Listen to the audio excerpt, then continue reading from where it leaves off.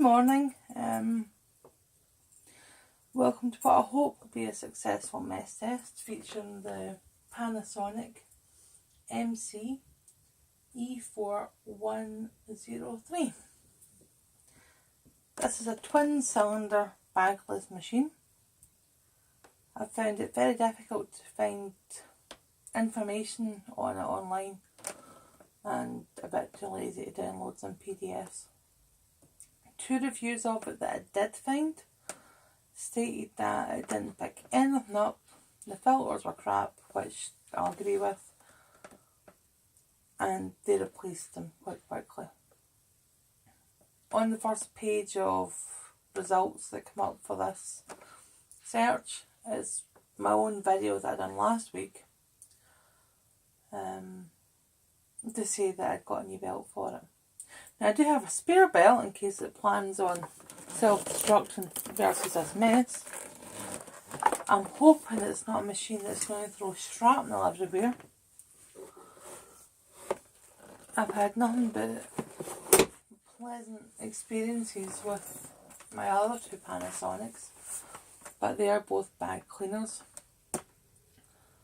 I got very little use out of this before the belt broke. Previously, I got it for free from a friend. It had been used in a workshop setting. It still needs a deep clean on it. I have cleaned it previously. I've cleaned the filters, the bin, the brush roll, but it's still a bit dirty. However, it's got a broken catch on the bin, which bloody hell.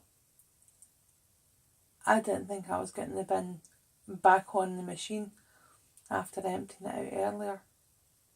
So once this mess test is inside this machine, I'm not tipping the bin out again, at least not today. But we'll see how it goes. We'll stop if it gets too heavy going on the shrapnel side of it. We'll give it a fair go.